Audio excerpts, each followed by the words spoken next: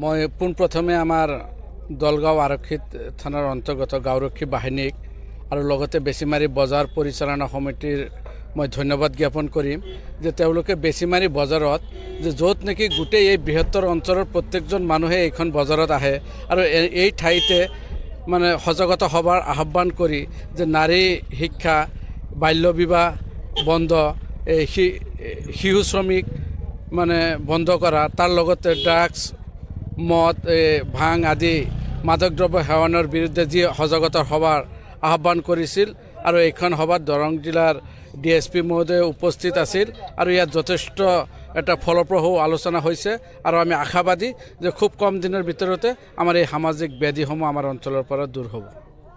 এইটো VDP আৰু dalgaon বজাৰ কমিটি বা দল এই বেছিমাৰীৰ যিসকল গণ্যমান্য লোকে এই সজাগতা সভাখনৰ আহ্বান কৰিলে তেখেতলোকলৈ মোৰ বহুত ধন্যবাদ থাকিল।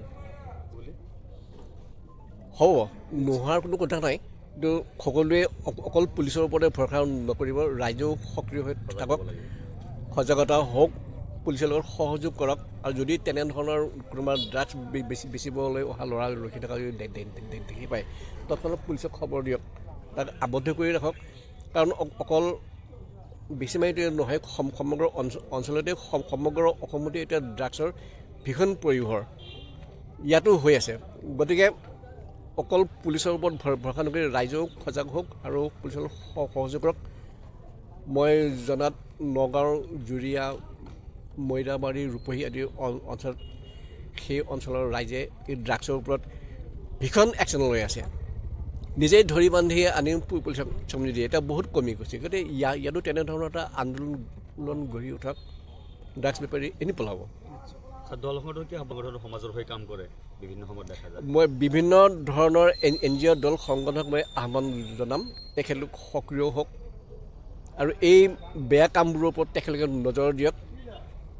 নিশ্চয় অঞ্চলটো দুৰ্নীতি মুক্ত হ'ব, ড্ৰাগছ মুক্ত হ'ব আৰু মাদক দ্ৰব্যৰ পৰা আৰম্ভ কৰি যিমান বেয়া বস্তু আছে এইবোৰ নিৰ্মূল হ'ব।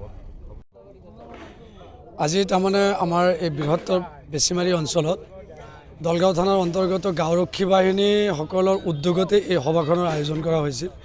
তাৰমানে আমি দেখিছোঁ বিভিন্ন অঞ্চলত বিশেষকৈ আমাৰ এই সংখ্যালঘু এলেকাবিলাকত এই বাল্য বিবাহৰ বা এইবিলাক নাৰী নিৰ্যাতন বা আপোনাৰ শিশু শ্ৰমিক এই ক্ষেত্ৰত আমি মানে সমাজখন একদম নিকা কৰিব পৰা নাই। তাৰ কাৰণে আমাৰ এই বৃহত্তৰ অঞ্চলৰ আজি আমি এই সভাখন আয়োজন কৰিছোঁ আৰু ইয়াতে আমাৰ সন্মানীয় দৰং জিলাৰ DSP ছাৰো উপস্থিত আছিল আৰু বিভিন্ন গণ্যমান্য ব্যক্তি উপস্থিত আছিল। আমি আশা কৰিছোঁ যদি আমি প্ৰত্যেকেই সজাগ হওঁ আৰু আজি আলোচনা হোৱা কথাখিনিৰ ওপৰত যদি আমি অকণমান গুৰুত্ব সহকাৰে লৈ সমাজত যদি আমি একোটা এইবিলাকৰ মানে প্ৰয়োগ কৰিব পাৰোঁ তেতিয়াহ'লে নিশ্চিতভাৱে আমি সমাজখন দুৰ্নীতিমুক্ত আৰু এইবিলাক কুবেদীমুক্ত এখন নিকা সমাজ, আদৰ্শ সমাজ আমি গঢ়ি তুলিবলৈ নিশ্চয় সক্ষম হ'ম।